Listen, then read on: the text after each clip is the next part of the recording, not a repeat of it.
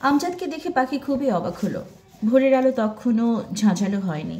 উঠানের পাশে বাঁশের মাচার ওপর প্লেট ভর্তি ভাত নিয়ে বসে আছে মনু। সেই ভাত মুরগির বাচ্চাগুলোকে ছিটিয়ে দিচ্ছে সে।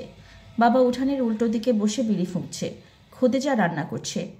এই সময়ে মানুষটা বাড়িতে ঢুকলো।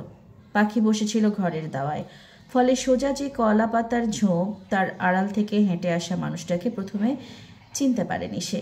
তারপর যখন চিনতে পারল, তখন বিস্ময়ের আর সীমা রইল না তার। আমজাদ এসেছে তাদের বাড়িতে, তাও আবার ভদ্র পরিচ্ছন্ন পোশাকে। তার সঙ্গে রুস্তমও আছে।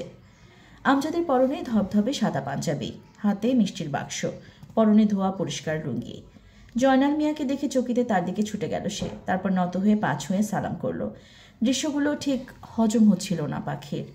সত্যি সত্যি কি এসব ঘটছে, নাকি স্বপ্ন দেখছে সে? জয়নাল মিয়া বলল, এত সকাল সকাল? পাখিটা নিতে আসছি আব্বা। আব্বা? বিড়বিড় করে যেন নিজেকেই নিজে শোধালো জয়নাল। আমজাদের কাছ থেকে এই সম্বোধন সে আশা করেনি। কেমন আছো? যে ভালো। পাখিরে নিতে আসছি। পাখিরে নিতে আসছো? আমি তোমার কথা বুঝি নাই বাবা। আমজাদ কিছু বলার আগে রুস্তম বলল, না বুঝনের কি আছে জয়নাল মিয়া? সে তার বউরে আর কতদিন বাপের বাড়ি ফালাই রাখবো? সে কি বিয়া করছে বউরে বাপের বাড়ি রাখার জন্য? তার ঘর সংসার নাই? তাও তো কথা, মিনমিনে স্বরে বলল জয়নাল। পাখিকে দুপুরের আগেই বাড়িতে নিয়ে গেল আমজাদ। ঘরে ঢুকে আরও একবার চমকালো পাখি। তার ঘরখানা দেখতে আর আগের সেই ঘরের মতো নেই। এ যেন অন্য এক ঘর, সুন্দর, ঝকমকে, পরিষ্কার। বিছানায় নতুন বালিশ চাদর, জানালায় পর্দা।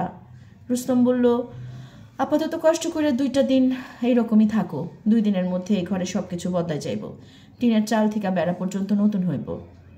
পাখি কথা বলল না। সে ঘটনার কিছুই বুঝতে পারছে না। ভেতরে ভেতরে তীব্র একটা অস্বস্তি কাজ করছে। সকালে আমজাদকে দেখে তাৎক্ষণিক একটা বিস্ময় কাজ করেছিল, এই কথা সত্যি। কিন্তু এখন সেই বিস্ময় দুশ্চিন্তায় পরিণত হয়েছে। অস্থিরতাও বাড়ছে। কি ঘটছে ভেতরে ভেতরে? বসির আর কোনো খবর নিয়ে আসেনি, ফলে পরিতোষ বিষয়েও কিছু জানা যায়নি। পাখির ধারণা, সেই ঝড় বৃষ্টির রাতে মন্দিরের কাছে যার পায়ের শব্দ শুনে সে ফিরে তাকিয়েছিল, তিনি পরিতোষ স্যারই ছিলেন। যদিও ওই অন্ধকারে বিদ্যুৎ চমকের আলোতে পুরোপুরি নিশ্চিত হতে পারেনি সে, হওয়ার কথাও নয়। মানসিকভাবে মোটেই স্বাভাবিক অবস্থায় ছিল না সে। কিন্তু আজ সকাল থেকে সব কিছু হঠাৎ এমন হয়ে গেল কি করে? এই ভাবনা পাখিকে ত্রস্ত করে রাখল। তার কেন যেন মনে হলো কোথাও কিছু ঘটছে, খুব খারাপ কিছু, এবং সেই খারাপ কিছুটা সে কিছুতেই অনুমান করতে পারছে না। তবে রাতে ঘুমাতে গিয়ে একটা বিষয় আবিষ্কার করলো সে। আমজাদ ঘরে আসেনি, সে বসে আছে বাইরে। জানালা দিয়ে তাকে দেখা যাচ্ছে। জানালা বরাবর পুকুর, পুকুর পাড়ে একটা উঁচু মাচার মতো জায়গা, সেখানে বসে আছে সে।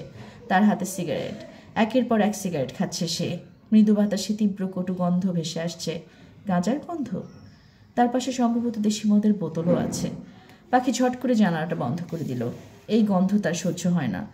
কিন্তু একটা কথা ভেবে শঙ্কিত হয়ে উঠল সে। কিছুদিন বাদে আমজাদ নিশ্চয়ই ঘরে আসবে, আর ঘরে এসে আজও কি সেই ভয়ানক রাতের পুনরাবৃত্তি ঘটাবে সে? পাশবিক প্রবৃত্তি নিয়ে ঝাঁপিয়ে পড়বে তার উপর। যদি তাই হয়, তাহলে পাখি কি করবে? সেও কি সেই রাতের মতোই পালিয়ে যাবে? নিশ্চয়ই সেটি সম্ভব হবে না, বরং দাঁতে দাঁত চেপে সব সহ্য করতে হবে। অবশ্য আজ সারাদিনে যা ঘটেছে তাতে মনে হচ্ছে না যে আমজাদ ওরকম ভয়ঙ্কর কিছু করবে, বরং আজ অন্যরকম আচরণও করতে পারে। কিন্তু তারপরও পাখির গা ঘিন ঘিন করতে লাগলো। ওরকম নেশাগ্রস্ত, কটু দুর্গন্ধযুক্ত একজন মানুষকে কিভাবে সহ্য করবে সে?